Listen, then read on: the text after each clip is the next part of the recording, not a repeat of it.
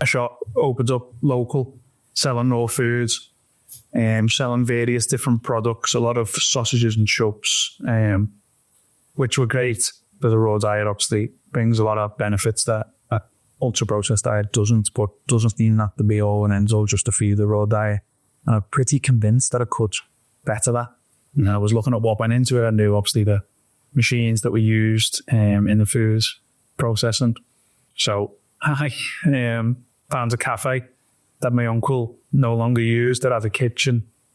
It was tiny, half the size of this room. He put a chest freeze in it and that filled half the room. I bought a tabletop mincer, a mixer, and then we bought everything we could. Chicken fillets, chicken drumsticks, turkey drumsticks, which were a waste of money because turkey drumsticks don't go through a tabletop mincer.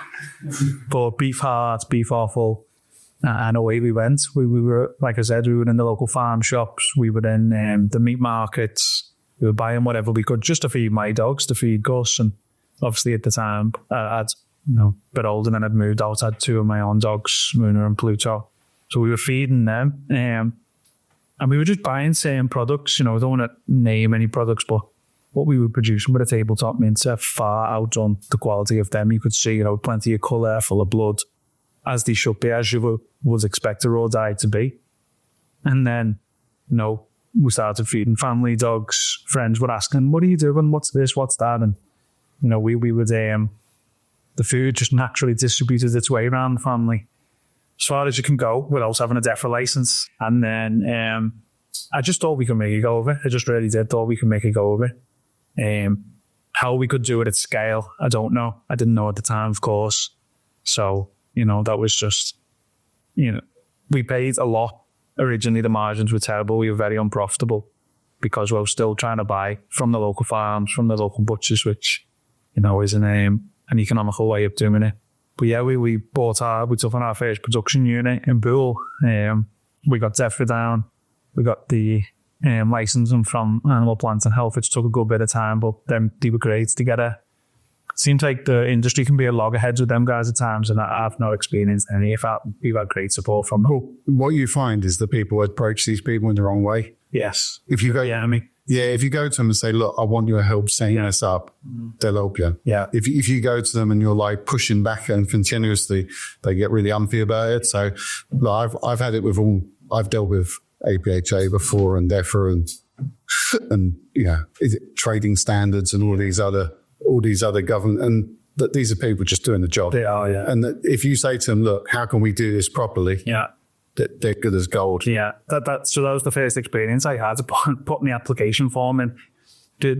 Like any business, when you take the first step, we don't go out and buy 100,000 square foot food factory.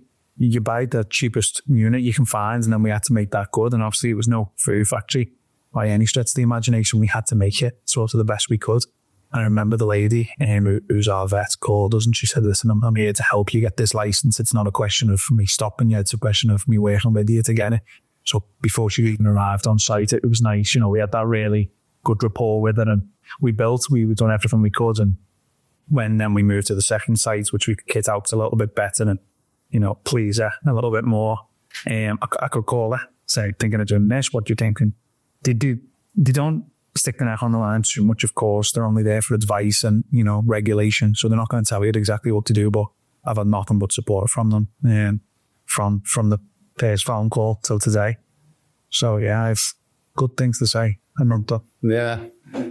So how do you take that? Because obviously the raw food space is pretty busy. Yeah. It's pretty busy, and your growth has been exceptional. One thing I would say is, where you're based in Liverpool, I used to sell natural dog treats for donkey's years. And when I started really blowing up my business nationally, a lot of those actually came from that area. Yeah. So I used to do Rawful Paws in Wallasey, and I used to do Dog's Diner. Yeah. And everything else. Yeah. And some really bought pet feeding Lanks. Yes. In Nelson. So I used to do a lot of really good companies. West based. Yeah, northwest based, and it was a really strong area for me. That little sector. Still very strong. Manchester too. Manchester's incredibly strong at the moment. The shops popping up everywhere, and they're doing really well. But yeah, it was good to get started. So some of the shops you just mentioned, then dogs dying in more, in particular, like hands there still, but a daughter, Sophie, I've worked with Sophie from minute one, I've been calling Sophie. I was still in my previous job and I'm like, we just set up and this is what we're doing. She was like, okay, can I take an order now? I was like, yeah. Had no food ready, no nothing. She hadn't even seen the products, and they'd been great from minute one. And then another shop just up the road from us in Height and brought to your door, them guys there, they've just been phenomenal since minute one. They've been on board and we've worked together. They don't always follow procedure and send their orders in the way they should. They tend to call me and say, when do you need it? Like yesterday. And I'm like, okay. So it's a good relationship, but that's a Liverpool thing, I imagine. No, that's a distribution thing. Yeah. It's like I used to have it where I'd always say to people, like, get your order in by 2:00 for the next day delivery. And they'd get in at 4:00. Yeah. And then they'd be something up there. And then he texted me on my mobile. Was you going there? Yeah.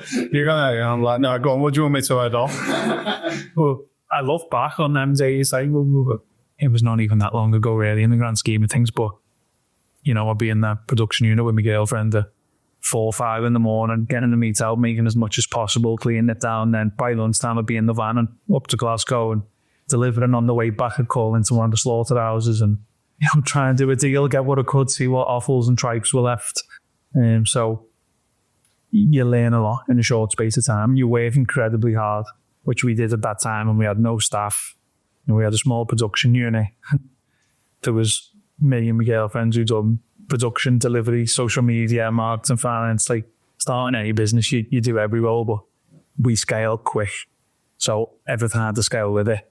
And as you're scaling, there's no money in the bank, it's out. You're buying more products, you're buying, you're up and down the motorway a little bit more, and everything just grows. The money grows, of course, but you're spending it just as quick. So we never had no money to employ staff. And it was interesting calling on family and friends and cousins to come in on summer holidays in school. And then it just grew and grew and grew. We had to sort of limit the growth a little bit at one point because we were just at capacity. We had that small production unit, which started off with chest freezers, and then we went to the walk-in freezer. Then we ended up with 3 walk-in freezers. And then they were just coming in thick and fast. And it was mainly B2B at the time. Shops just racked up, mainly around the Northwest. And then we started going to Scotland. We were there probably every other week. Down south was the same, and almost every stock was from early on. I think we retained all of them. And, the service then wasn't great. We were scrambling to put orders that we were making production to suit the orders. Not the other way around. Holding the level of stock.